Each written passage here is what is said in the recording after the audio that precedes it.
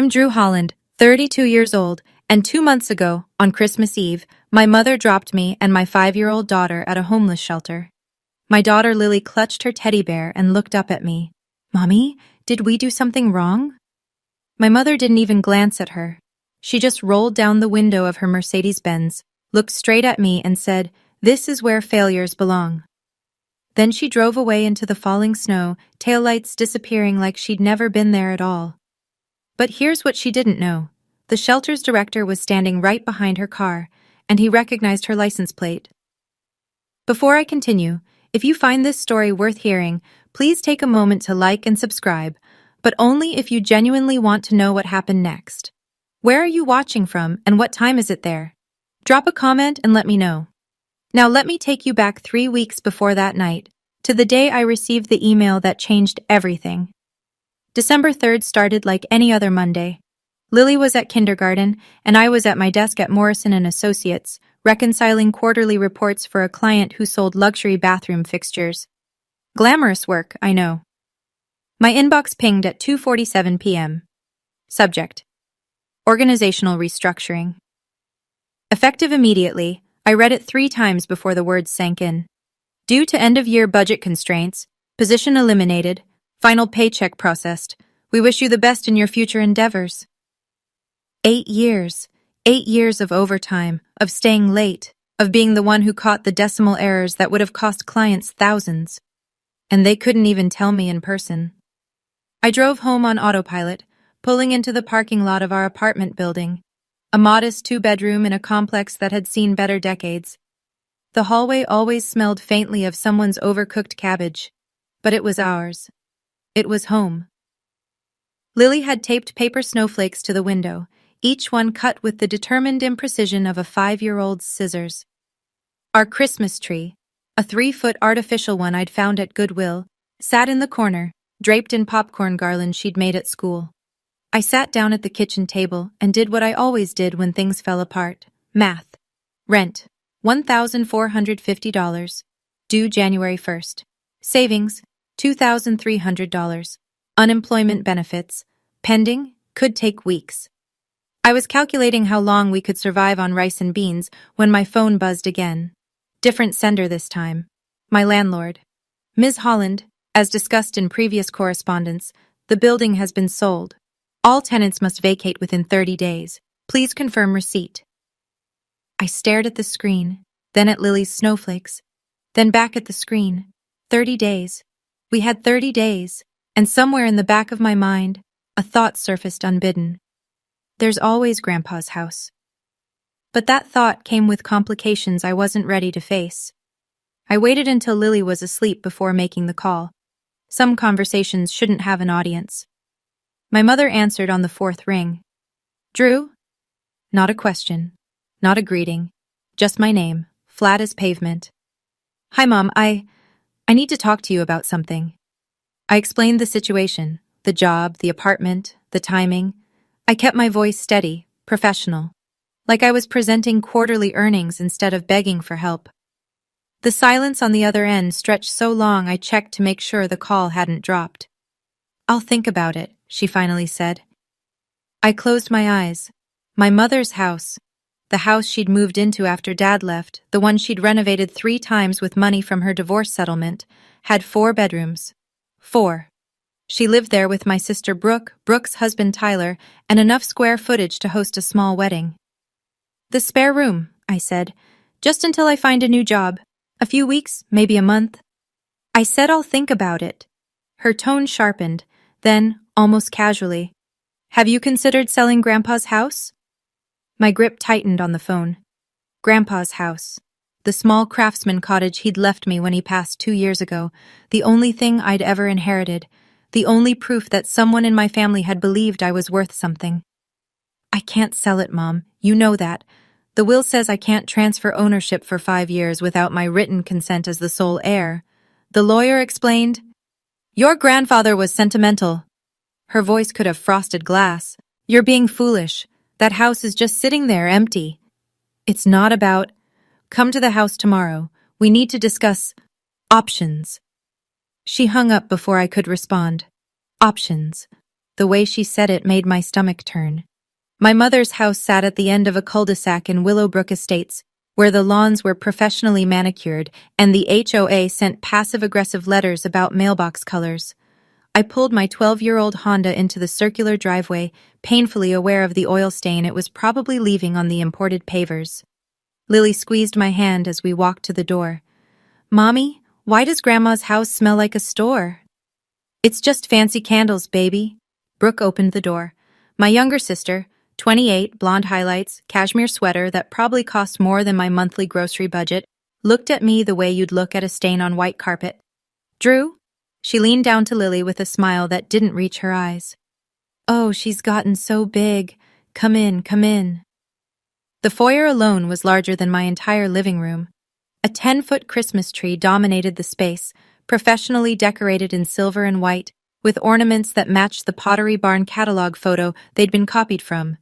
The air smelled of Joe Malone, pine and eucalyptus, if I remembered correctly, from the one time I'd wandered into their store and fled from the price tags. Tyler sat in the living room, laptop open, jaw tight. My brother-in-law was the kind of man who introduced himself as CEO of a tech startup within 30 seconds of meeting anyone. He nodded at me without looking up, but I caught something in his expression, a flicker of calculation? Interest? Strange. "Drew, darling." My mother descended the curved staircase in a silk wrap dress, champagne flute in hand. At 61, Patricia Holland looked like she'd made a deal with a very expensive dermatologist. "Sit, let's talk." I sat on their $15,000 restoration hardware sectional and felt like a stain they couldn't wait to remove. My mother didn't believe in small talk. She settled into the armchair across from me like a queen taking her throne and got straight to business. "You can stay here temporarily." She paused, letting the word temporarily hang in the air like a threat. "If you agree to transfer Grandpa's house to a family trust." I blinked. "What family trust?" Tyler looked up from his laptop for the first time. "It's simple, really. A legal structure that would allow the family to manage the property collectively. More efficient that way." Brooke leaned forward, her voice coated in artificial sweetness. "Tyler's company needs collateral for a loan. The house is just sitting there, Drew. You're not even using it." I felt Lily shift beside me, confused by the tension she couldn't understand. I placed my hand on her knee. "It's okay, baby," and looked at my mother. "Grandpa left that house to me. Specifically, he wanted me to have it." "Your grandfather was sentimental about you." My mother's lip curled slightly. "He always had a soft spot for underdogs." The word hit like a slap. Underdogs. As if loving me was a character flaw. "The will has a protective clause," I said, keeping my voice level. "No transfer of ownership for 5 years without my explicit written consent." The estate lawyer explained it clearly. Grandpa added that provision specifically to prevent family from helping family?" Brooke interrupted. "That's paranoid." I looked at my sister, really looked at her, and saw desperation flickering beneath the Botox. Tyler's startup must be in worse shape than I'd thought. "I'm not signing anything." My mother set down her champagne glass with a precise click. "Then I can't help you. Figure it out yourself." As I gathered Lily's coat, I heard Tyler whisper to Brooke behind us, "Give her a week. She'll come crawling back." I held Lily's hand tighter and walked out the door.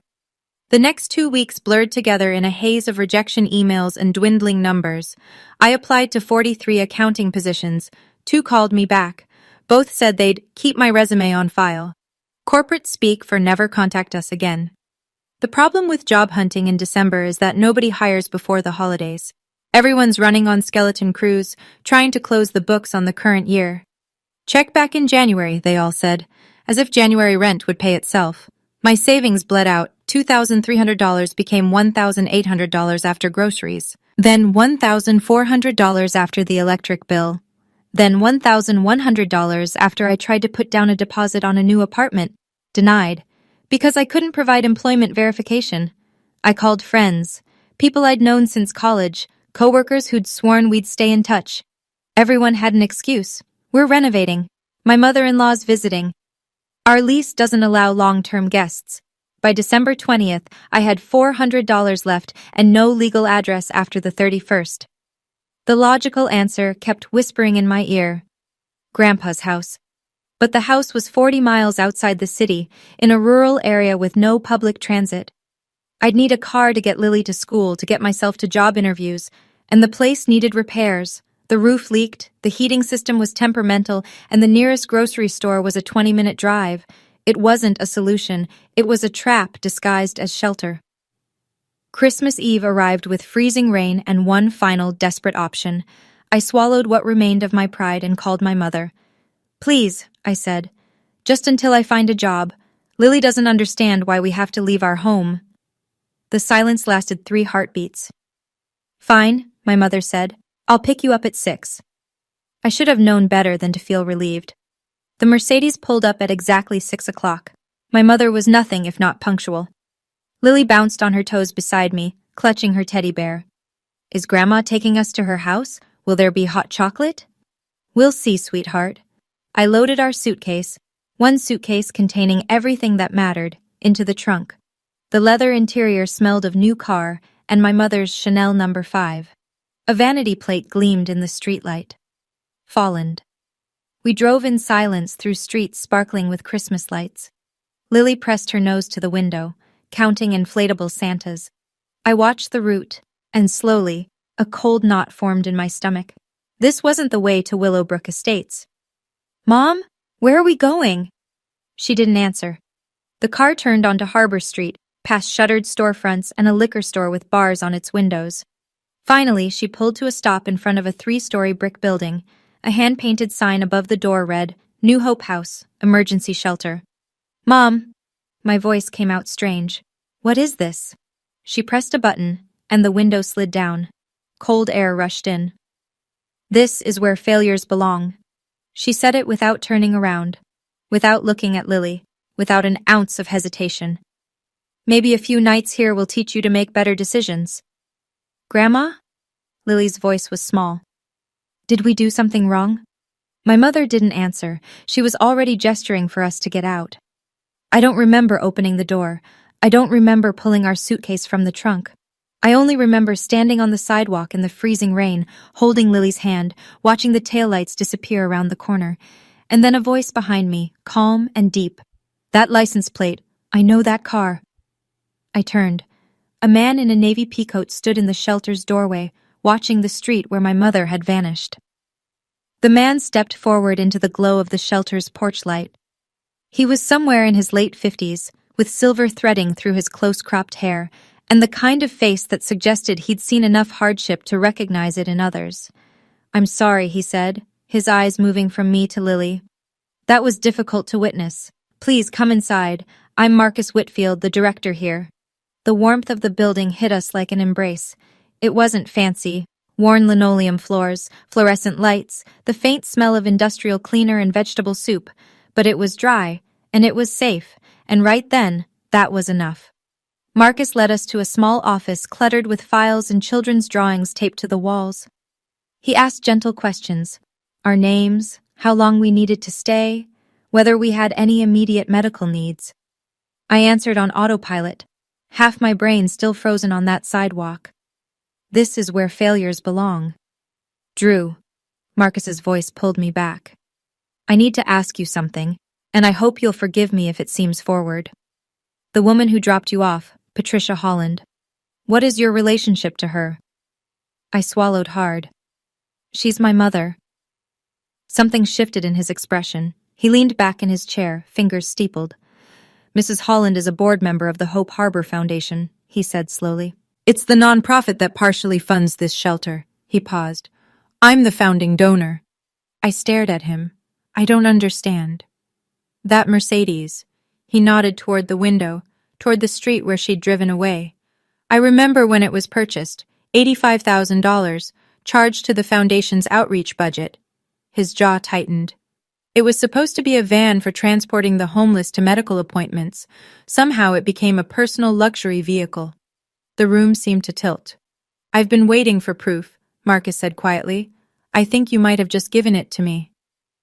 Our room was small, 2 twin beds with metal frames, a nightstand, a window that looked out onto an alley. Someone had placed a tiny artificial Christmas tree in the corner, no taller than Lily, decorated with paper stars. Mommy? Lily sat on the edge of her bed, teddy bear clutched to her chest. Is this our new home? I knelt beside her, brushing hair from her forehead. It's temporary, sweetheart, just until Mommy figures some things out. She considered this with the grave seriousness only a 5-year-old can muster. Then she reached into her backpack, the princess one she'd insisted on bringing, and pulled out a folded piece of construction paper. I made this at school, for you. I unfolded it carefully, crayon lines, wobbly letters, a house for Mommy. In the drawing, a little yellow house sat under a smiling sun. 2 stick figures stood in front of it, one tall, one small, holding hands. My throat closed up. It's beautiful, baby. The teacher said to draw what we want Santa to bring. Lily pointed at the yellow house. I want a house where nobody can make us leave. I pulled her into my arms so she wouldn't see my face, because I couldn't let her see me cry. I'd spent 2 weeks holding myself together with nothing but stubbornness and math, and now, sitting on a shelter bed on Christmas Eve, I finally cracked. I cried silently, face buried in her hair, while Lily patted my back like I'd seen her pat her teddy bear when she pretended it was sad. When she finally fell asleep, I sat watching her breathe. And I made a promise, not out loud, but somewhere deep where promises live. I will never let anyone make you feel worthless. My phone buzzed. A text from Brooke. You brought this on yourself. Don't contact us again. I turned the phone face down and stared at the paper stars on the tiny tree until morning. Christmas morning in a homeless shelter is quieter than you'd expect. Volunteers came with donated presents for the children. Lily got a coloring book and a stuffed rabbit she immediately named Snowflake. She didn't ask about Grandma's house or hot chocolate. She didn't ask about anything at all. That was worse somehow. Around noon, while Lily colored beside me in the common room, I made the mistake of opening Instagram. Brooke's latest post filled my screen. A professionally staged photo in front of my mother's 10-foot Christmas tree. Patricia in cream cashmere, pearls at her throat. Brooke in a red velvet dress, Tyler's arm around her waist. All 3 beaming like a catalog for wealthy family Christmas trademark. Caption, Grateful for family, Merry Christmas from the Hollands. I zoomed in, unable to stop myself. 6 stockings hung from the marble fireplace. Patricia, Brooke, Tyler, baby 2026, Brooke was pregnant, and 2 more names I didn't recognize. Dogs, maybe. None of them said Drew. None of them said Lily. The comments made it worse. Beautiful family. Living the dream. #family goals. And then, from the verified Hope Harbor Foundation account, Happy holidays to our dedicated board member Patricia Holland. Your generosity inspires us all. I laughed, an ugly sound that made Lily look up from her coloring. Mommy, what's funny? Nothing, baby. Just a silly picture. But nothing about it was funny. My mother had spent Christmas Eve dumping her daughter and granddaughter at a homeless shelter, then spent Christmas morning posing for photos that would make her look like a saint. And the world was applauding. I closed Instagram and watched Lily color her rabbit purple. Snowflake, she'd decided, was a magical rabbit who lived in a castle where nobody could be mean. I wished I could live there too. Marcus found me the next morning, sitting alone in the shelter's small courtyard, watching my breath fog in the cold air. He handed me a cup of coffee, real coffee, not the watery institutional kind, and sat on the bench beside me. I did some checking, he said, after you told me your name last night. I wrapped my hands around the cup, saying nothing. Patricia Holland joined the Hope Harbor Foundation's board 3 years ago, donated $50,000 to get the position. That's the standard buy-in for wealthy donors who want a seat at the table. He paused. Since then, there have been irregularities. The car. That's the most obvious one. But there are others. Expense reports that don't add up. A consulting fee paid to a company that seems to exist only on paper. He reached into his coat and pulled out a folded sheet of paper. An email from our board secretary, Sandra Davis, sent to me 6 months ago. I didn't act on it then because I didn't have corroboration. He handed it to me. I read it twice, my pulse quickening. Mr. Whitfield, I'm concerned about the vehicle purchase approved last quarter. Per the invoice, it should be a Ford Transit for outreach. But the registration I processed yesterday is for a Mercedes-Benz E-Class. And it's registered to Mrs. Holland personally, not the foundation. Why didn't you do something? I tried, requested an audit at the next board meeting. 3 other members, all personal friends of your mother, shut it down, said I was being paranoid, that Patricia Holland was a pillar of the community. His voice hardened. But according to our bylaws, as founding donor, I have the right to demand an independent audit if I can present evidence of financial misconduct. He looked at me directly. You saw her drop you here. You can testify to her character, and I have this email. What are you asking me to do? I'm asking if you want to help me stop her. Before I could answer Marcus, my phone rang. Unknown number, but the area code was local. Ms. Holland? This is Jennifer Rowe from the law offices of Baxter & Associates. I'm calling on behalf of the Holland Family Trust. I stepped away from Marcus, heart hammering. I don't know anything about a Holland Family Trust. I see. Well, you'll be receiving certified mail shortly, but I wanted to give you a courtesy call. Her voice was crisp, professional, utterly devoid of warmth. The trust is requesting that you sign over the property at 742 Maple Lane, your grandfather's former residence, to facilitate family estate consolidation. If you comply within 14 days, the trust is prepared to offer you a one-time compensation of $10,000. $10,000 for a house appraised at $380,000. And if I don't sign? A pause. The trust will be forced to explore other legal avenues. Property disputes can be protracted, expensive, stressful for all parties involved, especially those with limited resources. The threat hung in the air like smoke. I'm not signing anything. That's your choice, of course, but Ms. Holland... Her tone softened into something almost pitying. Consider your situation. You're unemployed. You're living in a homeless shelter with a young child. A legal battle would be difficult for you. The trust's offer is more than generous under the circumstances.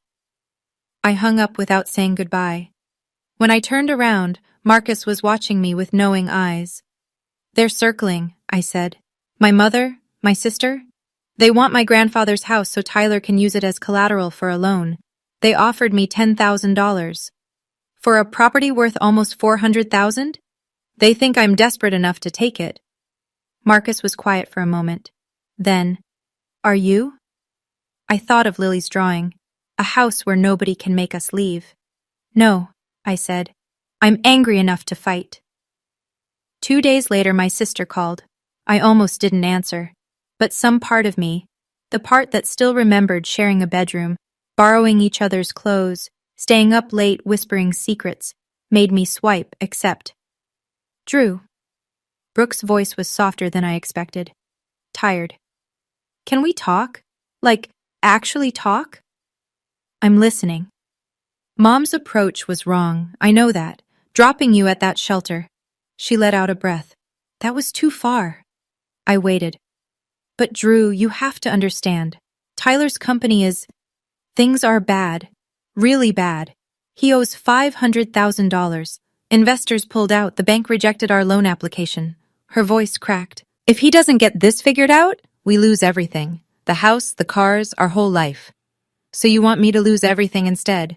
It's not like that. She was crying now, or close to it. The house is just sitting there, Drew.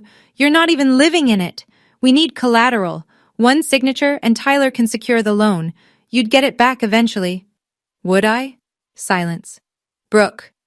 I kept my voice steady, though my hands were shaking. You and Mom want me to risk my daughter's only inheritance, the only thing I have to give her, to save your husband's failed business, a business he ran into the ground with his own decisions. That's not fair. None of this is fair. I heard her take a breath, and when she spoke again, the softness was gone. Mom said if you don't sign, she'll make sure everyone knows what kind of mother you are, living in a homeless shelter with your child. CPS might be interested in that. The line went dead. I stared at the phone in my hand, and for the first time since this nightmare began, I felt something other than fear or desperation. I felt clarity. Brooke's threat wasn't idle. 2 days later, I found out exactly what other legal avenues meant. Marcus called me into his office, his face grim. You received something today. I wanted you to see it with me present. It was a printout of an email forwarded from the shelter's administrative account. A concerned citizen had filed a report with Child Protective Services, alleging that a woman named Drew Holland was subjecting her minor child to unsafe and unstable living conditions by residing in a homeless shelter.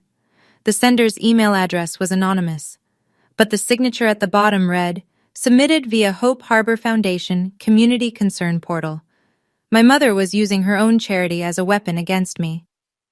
"They can't actually take Lily, can they?" My voice came out smaller than I intended. "No," Marcus's tone was firm. "You're in a licensed emergency shelter. You're employed, well, seeking employment. Your child is fed, clothed, enrolled in school. CPS may investigate, but they'll find nothing actionable." He paused. "I've already spoken with a social worker I know. She's agreed to expedite the home visit so this doesn't hang over you." 3 days later, a woman named Teresa showed up with a clipboard and kind eyes. She talked to Lily about school. She looked at our room, our belongings, our faces. She checked boxes on a form.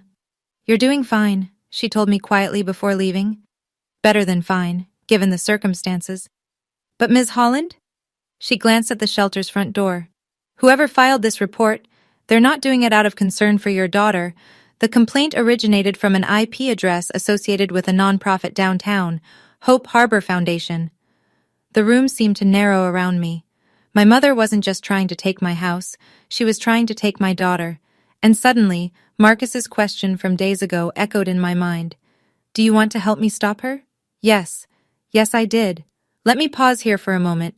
If you're thinking, "This can't be real, this is insane," I understand. I lived it, and I still have trouble believing it. But this is where everything started to change. Before I continue, what do you think I should have done?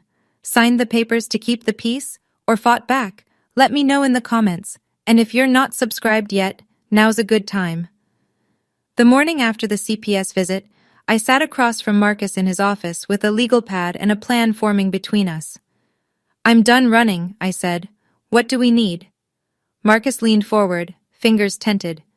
"The Foundation's bylaws, Article 7, grant the founding donor the right to request an independent audit when there's documented evidence of financial impropriety. I've had suspicions for years, but Patricia's friends on the board always blocked me. Now I have Sandra's email about the car, and I have you." "Me?" "A witness to her character. Someone who can testify that the woman accepting Philanthropist of the Year awards abandoned her own grandchild at a homeless shelter on Christmas Eve." He paused. "But we need more.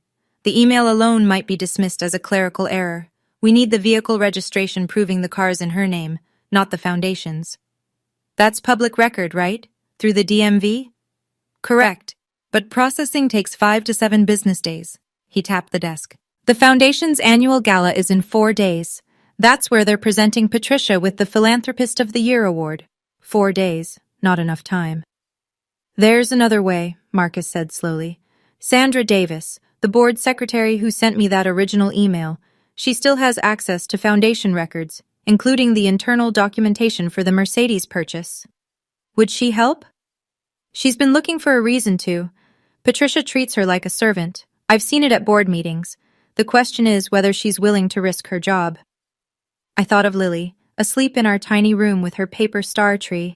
I thought of my mother's voice. This is where failures belong. "Call her," I said. "Let's find out." Marcus picked up the phone. Sandra Davis agreed to meet us at a coffee shop 3 blocks from the Foundation office. She was younger than I expected, mid-40s with nervous hands that kept rearranging her silverware. "I can't be seen with you for long," she said, barely touching her latte. "Patricia has eyes everywhere. If she finds out I'm talking to you—" "We understand," Marcus said. "We just need to know if you can access the original purchase documentation for the Mercedes." Sandra nodded jerkily. "I have it. I kept copies of everything after she made me file those expense reports. I knew something was wrong, but—" She glanced at me. "You're her daughter?" "Yes." "She talks about you sometimes, at board meetings." Sandra's voice dropped. "Not kindly." I absorbed that hit and pushed forward. "Can you get us those documents before the gala?" "That's the problem." Sandra's hands tightened around her cup. Patricia knows someone's been asking questions. She called an emergency board meeting yesterday. They're reorganizing the financial records, which means destroying anything incriminating. Marcus's jaw tightened. She's covering her tracks. There's more. Sandra pulled out her phone, showed us a screen. She filed paperwork yesterday to transfer the Mercedes into the foundation's name, backdated to October. My stomach dropped. Can she do that? The registration office will process it eventually, but Sandra looked at Marcus. The email I sent you 6 months ago? The one documenting the original purchase? That timestamp can't be faked, and I forwarded it from my personal account before she could delete the foundation copies. Marcus exhaled slowly. So we have the email, the original proof. She can backdate all the paperwork she wants, but she can't change what's already in my inbox. Exactly. Sandra stood abruptly, leaving her latte untouched. I have to go. I'm sorry, I can't do more than this. I have a family. You've done enough, I said. Thank you. She was gone before I finished the sentence. The next morning, Sandra called. Her voice was shaking. I can't help anymore. I'm sorry. I'm so sorry. What happened? Patricia knows. She knows I've been talking to someone. Sandra's breath came fast, panicked. She called me into her office yesterday, said she'd noticed irregularities in my performance, said if I wanted to keep my position, I needed to remember where my loyalties lie. I closed my eyes. Sandra. I have 2 kids, Drew. I'm a single mom. I can't lose this job. She was crying now. She wins. She always wins. People like her. They have lawyers and connections and money. We don't stand a chance. I understand, I said, and I meant it. I couldn't ask her to sacrifice her family's security for my fight. Thank you for trying. A long pause, then quieter. The email I sent Marcus, it's still in his inbox. Original timestamp, original metadata, and Drew? Her voice steadied slightly. I forwarded him the vehicle registration too, the one from before she started backdating everything. It's all there. The line went dead. I found Marcus in the shelter's kitchen, helping a volunteer unload donated groceries. His expression when he saw my face told me he already suspected. Sandra's out, I said. Patricia threatened her job. He nodded slowly, setting down a can of beans. I figured that might happen. But she confirmed. Everything she sent you is still in your inbox. The email about the purchase, the original registration, all time-stamped before Patricia could doctor anything. Marcus's eyes sharpened. Then we still have our evidence. But no witness. If Sandra won't testify, we don't need her testimony. He smiled, and there was something almost fierce in it. We just need the documents to speak for themselves. And Drew? He pulled out his phone. I've been making calls. 2 other board members have agreed to support an audit motion if we can present the evidence publicly. At the gala. At the gala. The invitation arrived at the shelter the next day. Heavy cream cardstock, embossed lettering, my name written in calligraphy so precise it could only be professional. The Hope Harbor Foundation cordially invites Ms. Drew Holland to our annual winter gala. I read it 3 times to make sure I wasn't hallucinating. Inside was a handwritten note on my mother's personal stationery, monogrammed, of course. Drew, I want to give you one last chance to be part of this family. Come to the gala. Sign the papers. This can all end nicely. Bring Lily. Let her see what she could have. Mother, I showed it to Marcus. His eyebrows rose. She's using the gala as a stage, he said. She wants to pressure you into signing in front of witnesses. Make it seem like a heartwarming family reconciliation. Good PR. A photo op. The bitterness in my voice surprised me. Mother forgives wayward daughter, welcomes her back into the fold. Perfect for the foundation newsletter. She doesn't know we're planning anything. No. I looked at the invitation again, at the elegant script spelling out my name like it belonged there. She thinks I'm beaten, desperate, ready to crawl back and accept whatever scraps she offers. Marcus pulled an identical invitation from his jacket pocket. Founding donors are automatically invited. I've attended every gala since the foundation was established. He paused. She'll expect to see me. She won't expect to see me with you. I thought of my mother on that stage, accepting her award, basking in applause. I thought of her face when the truth came out. She wants a show, I said slowly. Let's give her one. Marcus nodded. The gala is in 2 days. We should prepare. We spent the next 48 hours building our case like accountants preparing for the world's most important audit. Marcus contacted the 2 board members who'd agreed to support us. Richard Okonkwo, a retired judge who'd grown suspicious of Patricia's influence, and Eleanor Whitmore, an elderly widow whose family had donated to the foundation for 3 generations. Both had concerns they'd never felt empowered to voice. If you present evidence of misappropriation publicly, Richard told Marcus over speakerphone, Eleanor and I will second the motion for an audit, but it has to be irrefutable. Patricia has too many allies on that board for anything less. I spent hours organizing our ammunition, Sandra's email documenting the Mercedes purchase under Patricia's personal name. The original vehicle registration, time-stamped before any backdating, highlighted excerpts from the Foundation's bylaws, specifically Article 7, granting founding donors the right to request audits. A timeline of events, from the car purchase to my mother's attempts to pressure me.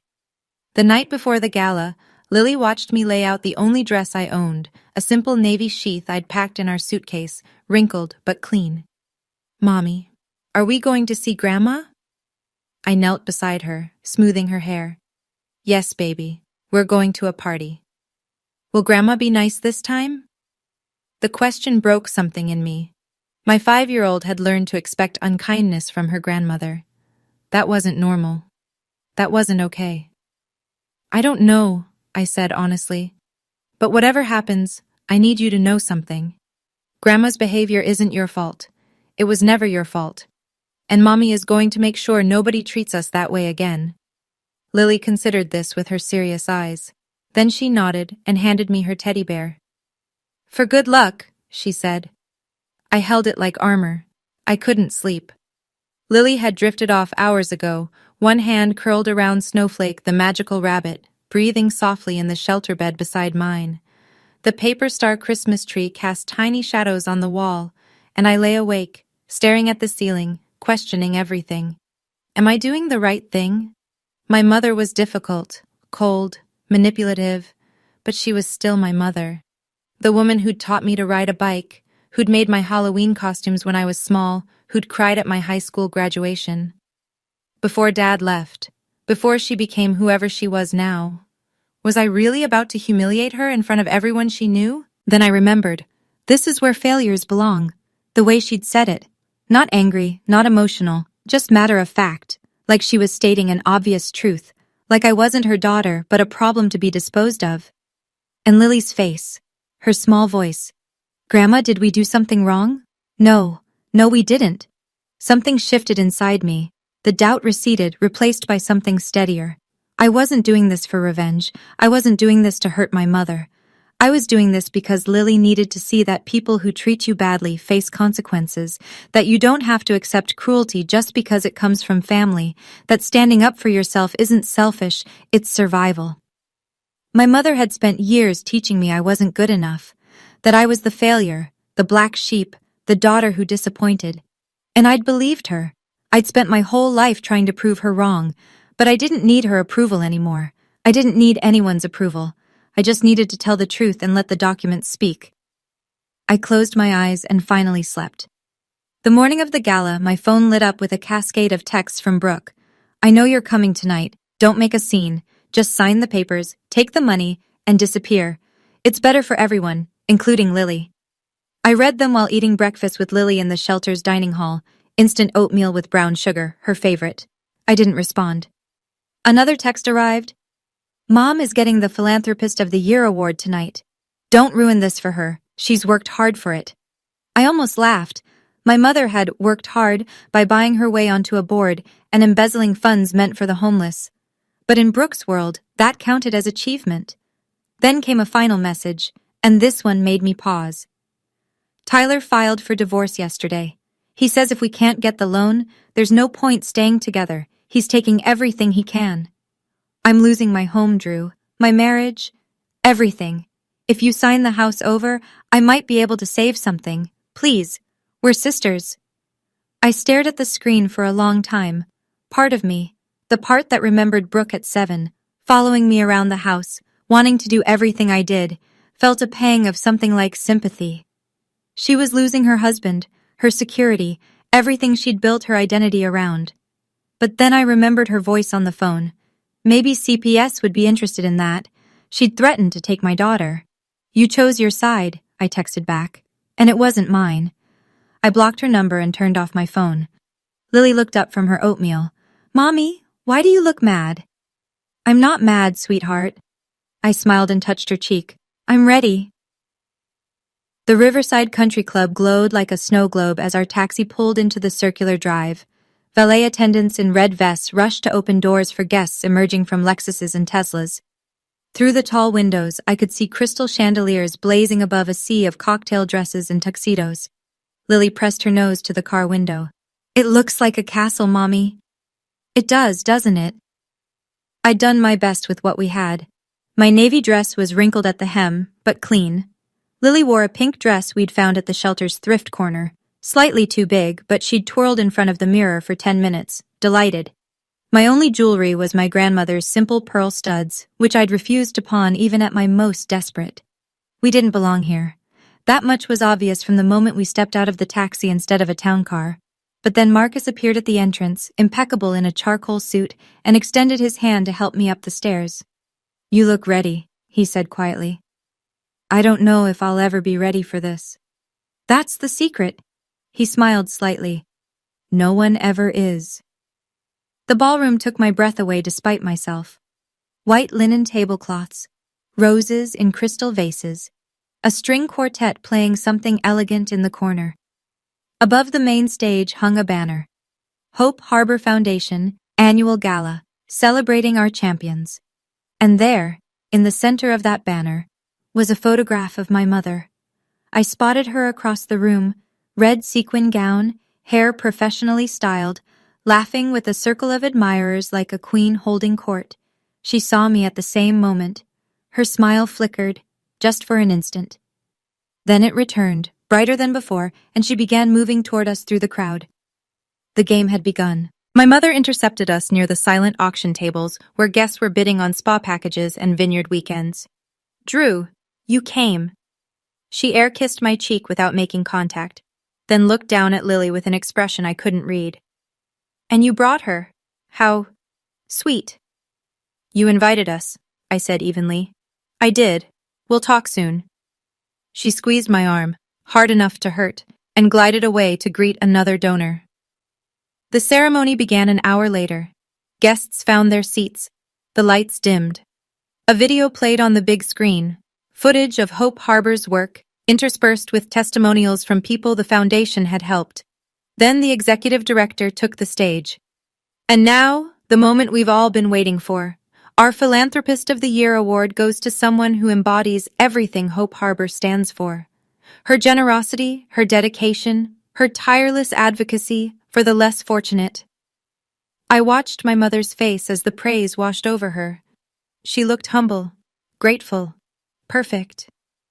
"Please welcome to the stage Patricia Holland." The applause was thunderous. My mother rose from her table like a butterfly emerging from a cocoon, walking toward the podium in her red sequins, accepting the crystal trophy with practiced grace. "Thank you," she said into the microphone, voice quavering with rehearsed emotion. "Family is everything to me. I'm so blessed to have my daughters here tonight. Both of them." She looked directly at me. "I believe in second chances. I believe that even those who have lost their way can find their path back. That's what Hope Harbor is all about." The crowd applauded again. Several people turned to look at me with sympathetic smiles. The prodigal daughter, welcomed home. I kept my face neutral. Marcus, seated 2 tables away, caught my eye and nodded almost imperceptibly. "Not yet," the gesture said. "Let her have her moment." The ceremony ended. Dessert was served, and my mother made her move. She approached our table with Tyler and Brooke flanking her, a united front, designer outfits gleaming under the chandeliers. Brooke's eyes were red-rimmed. She'd clearly been crying. Tyler's jaw was tight with barely concealed frustration. "Drew, darling," my mother's voice was loud enough to carry to neighboring tables. "Could we talk privately? Just family." Say what you need to say. Her smile tightened. Very well. She reached into her clutch and produced a document. I have the transfer papers right here. Sign them, and this all ends tonight. I'll write you a check for $20,000, enough to get back on your feet. Start fresh somewhere. 20,000. I kept my voice level. For a house worth nearly 400. It's a generous offer, considering your circumstances. She glanced pointedly around the room. You're unemployed, living in a shelter. Surely you want better for your daughter. Heads were turning now. Conversations paused. I could feel the weight of dozens of eyes. Mom is right. Brooke's voice cracked. Just sign it, Drew. End this. We're family. Tyler leaned closer, lowering his voice but not enough. Think about Lily. What kind of mother drags her child through this? A stable home or a homeless shelter? Seems like an easy choice. The murmurs around us grew louder. I saw judgment on some faces, pity on others. The wealthy guests of Hope Harbor Foundation were watching a family drama unfold, and my mother had positioned herself perfectly, the concerned matriarch trying to help her troubled daughter. Lily tugged my sleeve. Mommy, why is everyone looking at us? I squeezed her hand. Not yet, I thought. Just a moment longer. And then, across the room, I saw Marcus rising from his seat. This was the moment I wanted to run. Everyone was staring. My daughter was confused. My mother was smiling like she'd already won. But sometimes, the moment when you feel most defeated is exactly when everything is about to change.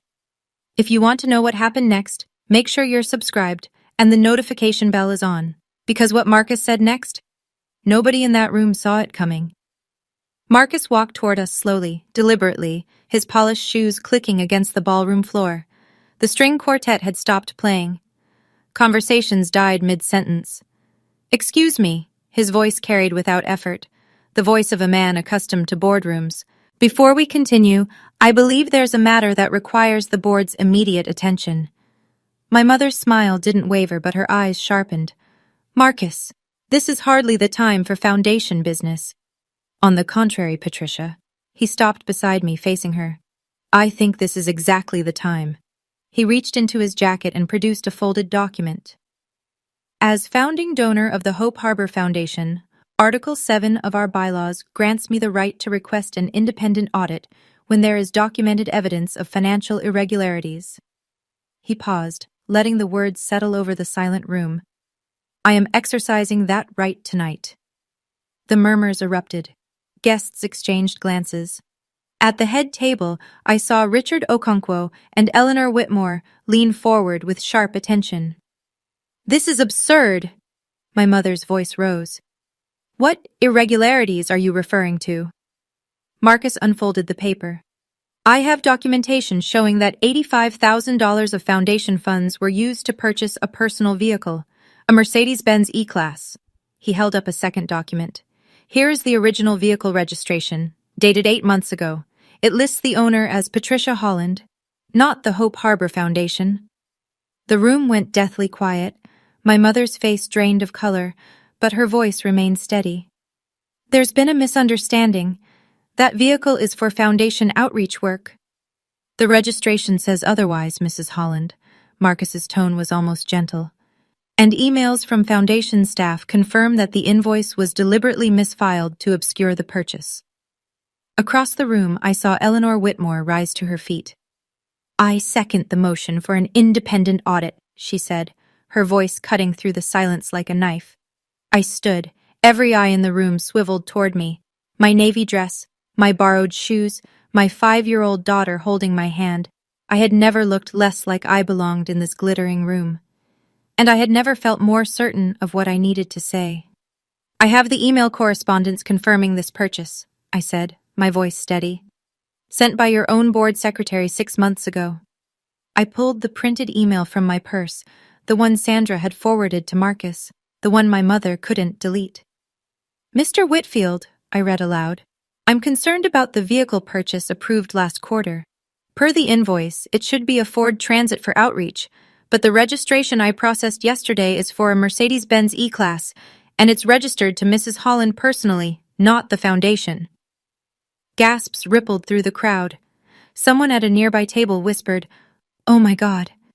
Patricia's composure finally cracked. Drew. Her voice shook. How could you do this? To your own mother? I'm not doing anything to you, Mom. I folded the email carefully. I'm just reading what your own staff documented. Tyler started edging toward the exit, but a voice stopped him cold. Aren't you Tyler Mercer? An older gentleman at the next table was staring at him. The one whose company filed for bankruptcy last month? I saw it in the journal. Tyler froze. Brooke let out a small, strangled sound. Richard Okonkwo stood. As a member of this board, I second Mrs. Whitmore's motion. We need a full, independent audit immediately. Third, called another voice from the back. My mother stood alone now, Tyler and Brooke having retreated, the Crystal Philanthropist trophy still clutched in her manicured hand. The guests who'd applauded her 10 minutes ago were now whispering behind their hands, their expressions ranging from shock to disgust. The documents had spoken. I wasn't finished.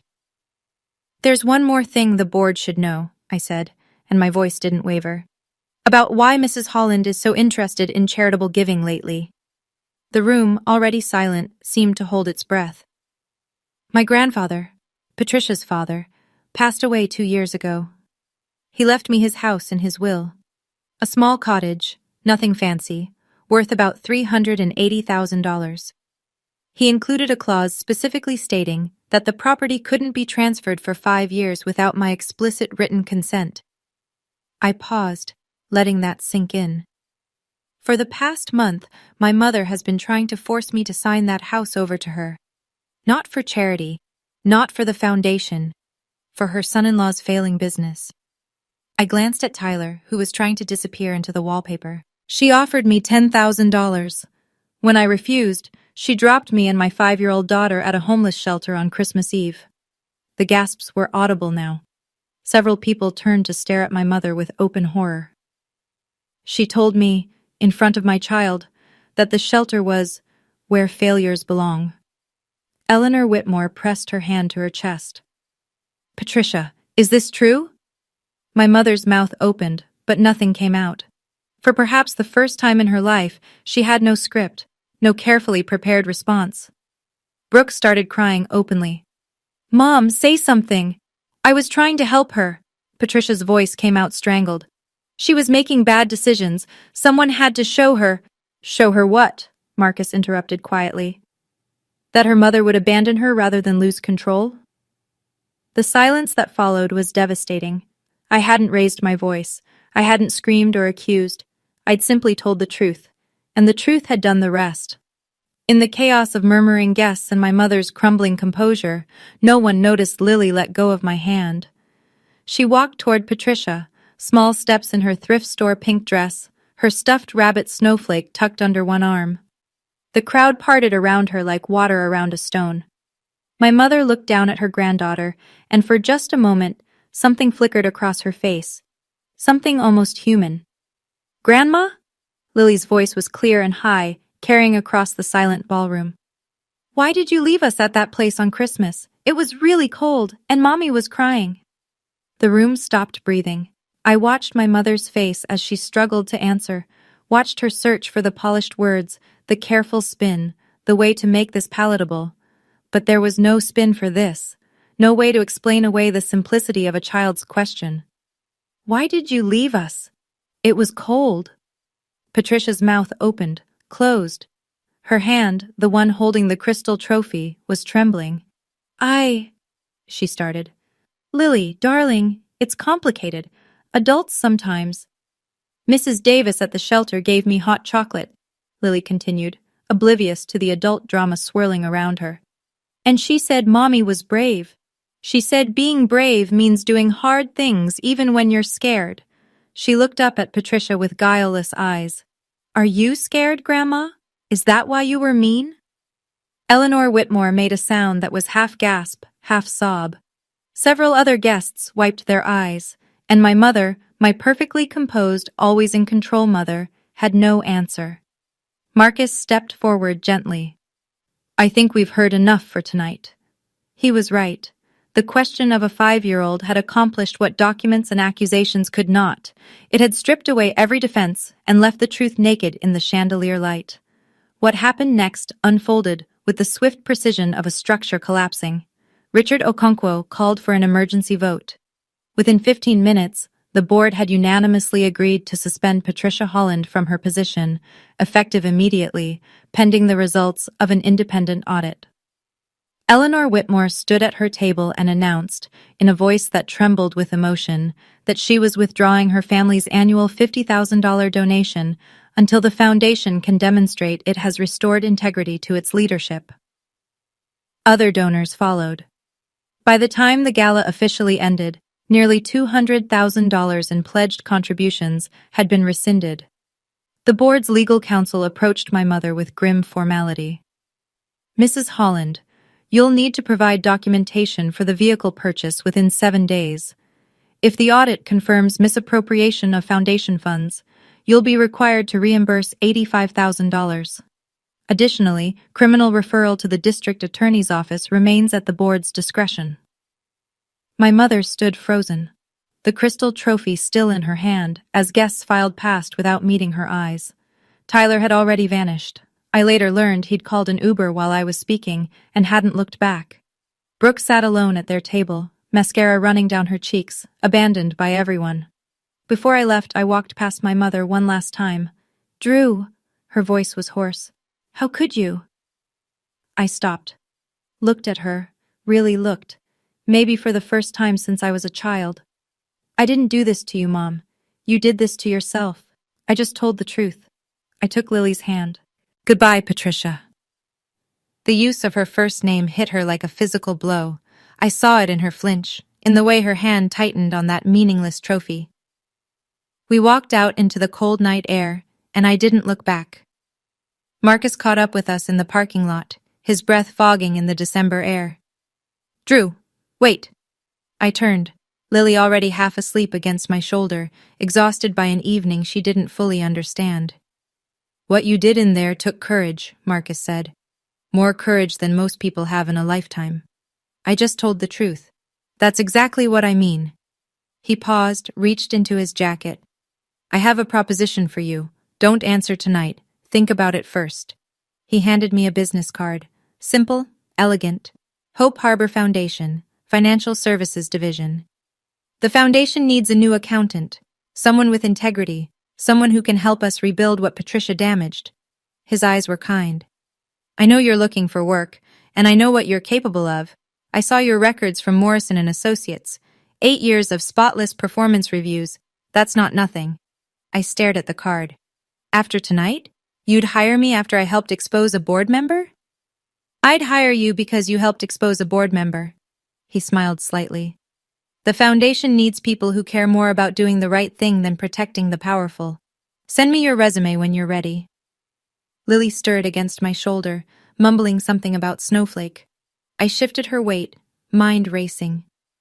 "There's one more thing," Marcus said. "Your grandfather's house. You mentioned it needs repairs?" "The roof leaks, heating's unreliable. I can't live there with Lily until it's fixed." "The foundation has a transitional housing rehabilitation program.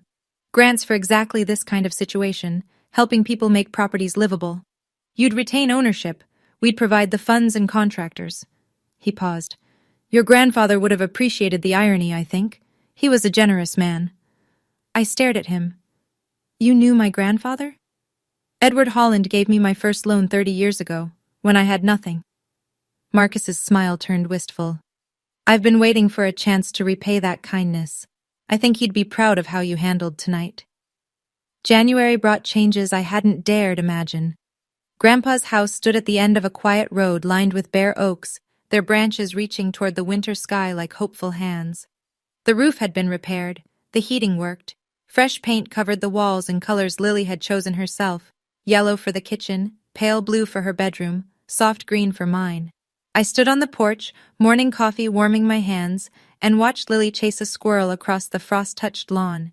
She was laughing, that full-body, unself-conscious laugh that children lose too soon. My first day at Hope Harbor Foundation had been the previous Monday. The audit had confirmed everything. Patricia was ordered to repay $87,342 to the foundation within 60 days or face criminal prosecution. Last I heard, she'd put the Willowbrook house on the market. Brooke was living with friends. Tyler had vanished to California, divorce papers filed remotely. I hadn't spoken to either of them since the gala. I wasn't sure I ever would. The house was smaller than my mother's mansion. 3 bedrooms, 1 bathroom, a kitchen that still smelled faintly of the rosemary Grandpa used to grow on the windowsill. But every inch of it was ours. No one could take it from us. No one could threaten us with its loss. Lily ran back to the porch, cheeks red from the cold. "Mommy, can we plant tomatoes in the spring, like Great-Grandpa did?" I pulled her into a hug. "We can plant whatever you want, baby." "And can Snowflake have her own garden? A magic rabbit garden?" "Absolutely." She grinned and bounded inside to find her stuffed rabbit, already planning their agricultural empire. I looked out at the bare trees, the quiet road, the sky beginning to lighten with the promise of a new day. For the first time in months, I felt like I could breathe. The text came on a Tuesday evening, 3 weeks after I'd started my new job. I was making dinner, spaghetti with the sauce recipe Grandpa had taught me years ago, when my phone buzzed with an unknown number. But I recognized the area code. Brooke had gotten a new phone. "Drew, it's me. I know you probably don't want to hear from me." I set down the wooden spoon and stared at the screen. Tyler left. He took everything. The accounts, the car, even the furniture. I had to move in with Amanda from college. Mom won't talk to me. She blames me for introducing her to Tyler, for bringing him into the family. She says I ruined everything. I waited.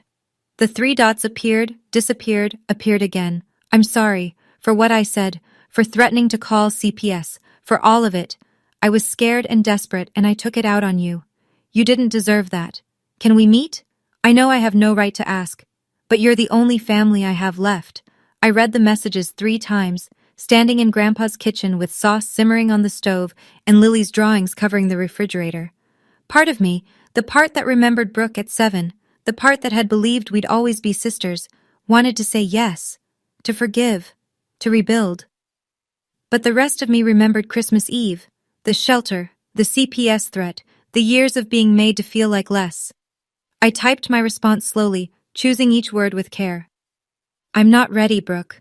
Maybe someday, but not now. I need time to heal from what happened, and I can't do that while pretending everything is okay. I hope you find your footing, I really do. But I have to protect myself and Lily first. Take care of yourself."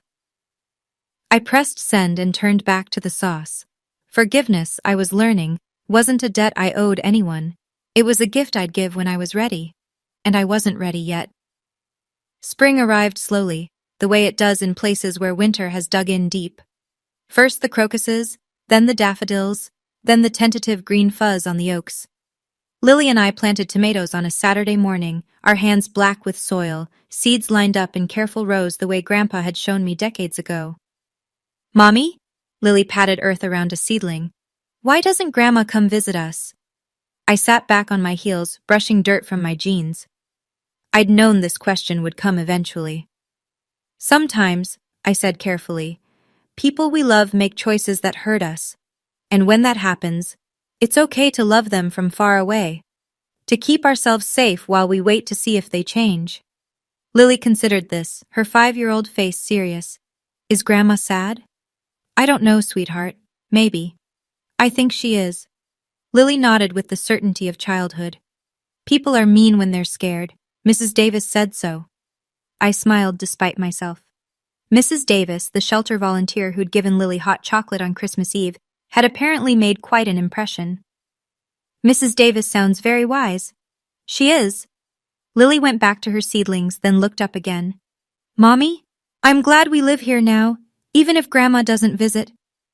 I pulled her close, this small, fierce person I'd made, and breathed in the scent of fresh earth and strawberry shampoo. "Me too, baby. Me too." Later that night, after Lily was asleep, I sat on the porch with a cup of tea and watched fireflies blink in the garden. My mother had called me a failure. But here I was, employed, housed, healing, raising a daughter who understood that kindness mattered and boundaries were sacred. If that was failure, I'd take it. The documents had told the truth that night at the gala, but the real truth was quieter, simpler. I had never needed my mother's approval to know my worth. I had only needed to believe it myself. And finally, watching the fireflies dance in my grandfather's garden, I did. Thank you for staying until the end of my story. If you've ever had someone in your family make you feel like you weren't enough, I want you to know you're not alone, and your worth was never theirs to decide. If this story touched you, leave a heart in the comments. Subscribe if you want more stories like this. There are more in the description. And remember, boundaries aren't walls. They're bridges to the people who truly deserve your trust. Take care of yourselves. I'll see you next time.